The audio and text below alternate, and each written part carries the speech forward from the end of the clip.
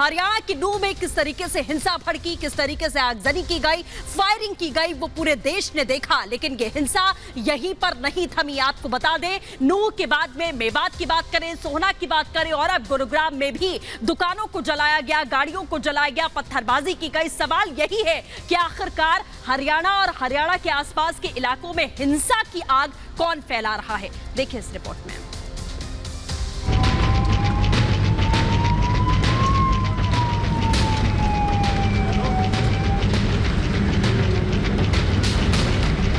Mewat to Gurugram, हिंसा के निशान।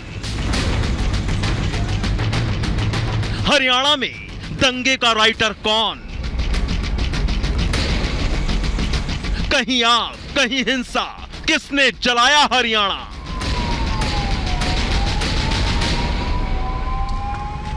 इसमें हमने अभी 3 दिन के लिए जो है इंटरनेट सेवाएं बंद की हैं। ज़रूरत पड़ी तो हम इसको आगे भी बढ़ाएंगे। धारा 144 जो है ज़िले में हमने लगा दी है। साथ ही साथ हमने कर्फ्यू ऑर्डर्स भी लगाए हैं ताकि कोई भी इस प्रकार की जो शरारती तत्व हैं उस पर हम रोकथाम लगा सकें।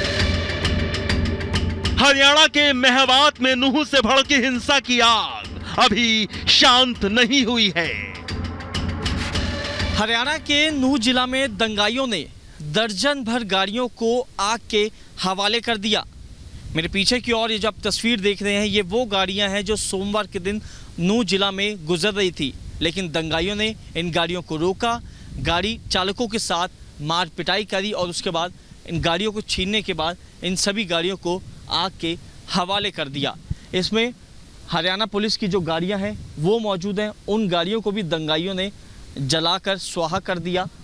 बसों की बात करें तो 2 से 3 यहाँ पर तस्वीरों में आपको बसें यहाँ पर नज़र आ रही होंगी। ये वो बसें हैं जो नूह जिला में सुबह से शाम तक सड़कों पर दौड़ती हैं और सवारियों को बिठाती हैं, लेकिन दंगाइयों ने इन बसों को भी नहीं बख्शा और इन बसों को भी पूरी तरह आग के हवाले कर दिया। सोमवार को नूह में विश्व हिंदू परिषद की ब्रजमंडल शोभा यात्रा के दौरान हुई हिंसा और बवाल के बाद मंगलवार को भी तनाव बरकरार है।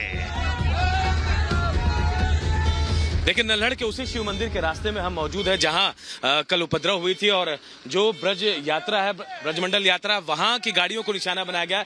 ये गाड़ियां हैं, देखिए 87 गाड़ियों का लिस्ट आंकड़ा बताया जा रहा है जो ऐसी जलाई गई है, फूकी गई है और अब इनको यहां से लेकर जाया जा रहा है। देखिए, एक एक गाड़ियों को उठाकर अब थाने के अंदर ले जाकर रखा जाएगा। देखिए, नूह में 2 अगस्त तक कर्फ्यू लगाया गया है, साथ ही इंटरनेट सेवाएं भी बंद कर दी गई हैं। सुरक्षा व्यवस्था के मद्देनजर पैरामिलिट्री फोर्स की कई कंपनियां तैनात कर दी गई हैं। नूह में अब तक 5 लोगों की मौत हो चुकी है, जिसमें 2 हरियाणा के होमगार्ड और 3 स्थानीय लोगों की मौत हुई है। कई पुलिसकर्मी इस झड़प में जख्मी हुए हैं। नूह थाने का साइबर गेट है और आगे की तरफ जो आप गाड़ियां देख रहे हैं वो उन पुलिसकर्मी की गाड़ियां थी जो पुलिसकर्मी थाने के अंदर अपनी ड्यूटी दे रहे थे। पूरी तरह इन गाड़ियों को भी आग के हवाले कर दिया। यहाँ जो थी प्रशासन की तरफ से बाद में पुख्ता होना शुरू हुई, जिसके बाद हर चौराहे पे पुलिसकर्मियों को तैनात किया गया। जो दंगाई उत्पात मचा रहे थे उनकी गिरफ्तारी शुरू की गई। ऐसी कई दर्जन भर गाड़ियां हैं जिनको आग के हवाले किया गया, लेकिन अभी ये साफ नहीं हो पाया है कि आखिरकार मेन साजिशकर्ता कौन था। नूह हिंसा पर अब तक कई एफआईआर दर्ज की गई हैं, साथ ही 70 से ज्यादा लोग हिरासत में लिए गए हैं। हमारे साइबर थाने पे अटैक हुआ है, बड़गली चौक पर काफ़ी नुकसान हुआ है। अडबर चौक के लेफ्ट राइट, अडबर चौक के 3-4 पॉइंट थे प्लस नल्हड़ मंदिर, ये हमारा मेनली एरिया थे जहाँ पर काफ़ी बड़ी संख्या में आगजनी और पथराव और गोलीबारी की घटनाएं हुई है। MLR मतलब इंजर्ड जो होता है 47 है, 3 कैजुअलिटी है, 2 हमारे होमगार्ड के जवान शहीद हुए हैं और 1 सिविलियन की इसमें डेथ हो गई है। नूह में उपद्रवी जगह जगह माहौल खराब करते सीसीटीवी में कैद हुए हैं। नूह से भड़की हिंसा की आग गुरुग्राम तक भी पहुंच गई। नफरत का काला धुआं हरियाणा के आसमान में चारों तरफ नजर आया। नजर दौड़ाइए इस पूरी इमारत पर, इसके हर एक पोस्टर को जो है वो फाड़ा गया है। और अगर आप थोड़ा सा आगे बढ़ेंगे तो यहाँ पर जो बाइकें हैं उनको भी गिरा दिया गया, उन बाइकों के साथ भी जो है वो तोड़फोड़ की गई है। और साथ ही आप ये समझिए कि यहाँ पर इन बाइकों और इन फटे पोस्टरों के जरिए आप ये समझ सकते हैं कि हालात बादशाहपुर में आखिर क्या कुछ रहे होंगे। हालांकि शासन प्रशासन यहाँ पर फिलहाल मुस्तैद है और कोशिश यही है जल्द से जल्द इन हालातों को सामान्य किया जा सके। गुरुग्राम में भीड़ के हमले में एक शख्स की मौत हो गई तो वहीं धार्मिक स्थल को आग लगा दी गई। इधर गुरुग्राम के बाद शाहपुर में भी दुकानें जला दी गई। दोनों पक्षों से हमने शांति की अपील की है और सब ने सहमति जताई कि वो प्रशासन का इसमें सहयोग करेंगे। वहीं पलवल में भी गांधी चौक पर तोड़फोड़ और लूटपाट की तस्वीरें सामने आई। हरियाणा में शहर शहर हिंसा के बाद हालात पर काबू पाने के लिए मेवात, रेवाड़ी, पलवल, फरीदाबाद, सोनीपत, गुरुग्राम में धारा 144 लागू कर दी गई है। वहीं हरियाणा के मुख्यमंत्री मनोहर लाल ने नूह हिंसा पर गृह मंत्री अनिल विज और पुलिस अधिकारियों के साथ आपात मीटिंग की। सीएम खट्टर ने कहा कि ये यात्रा हर वर्ष निकलती थी, कुछ लोगों ने षड्यंत्र करके हमला किया है, उपद्रवियों को बख्शा नहीं जाएगा।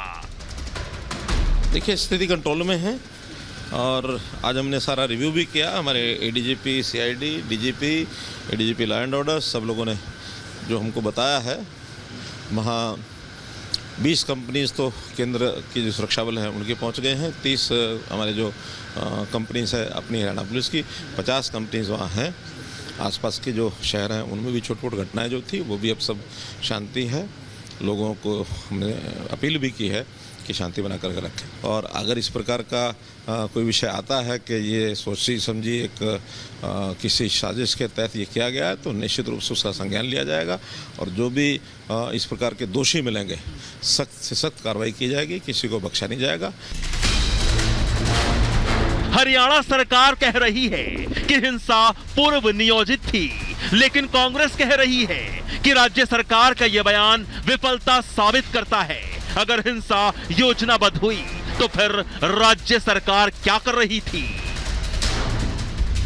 तैयारी थी तो फिर सरकार क्यों तैयार रही?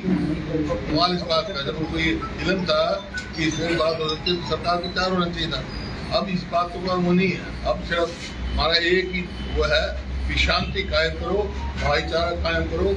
उस इलाके में कभी 47 में भी नहीं हुआ। हरियाणा के हालात नासाज हैं। शहर शहर हिंसा की आग भड़कती है। एक तरफ जहां हरियाणा सरकार कह रही है कि आरोपी बख्शे नहीं जाएंगे, ये कोई सोची समझी साजिश का हिस्सा है, तो वहीं विरोधी पार्टियां कह रही हैं कि सरकार फेल है। लेकिन यहां सवाल ये है कि आखिर दंगा होना किसकी विफलता है? आखिर किसने हरियाणा में आग लगाई है? हिंसा के पीछे मंशा क्या है? मेवात टू गुरुग्राम हिंसा के जो निशान है उसका राइटर कौन है? दंगे पर सियासत क्या जरूरी है? Bureau report, Republic Bharat.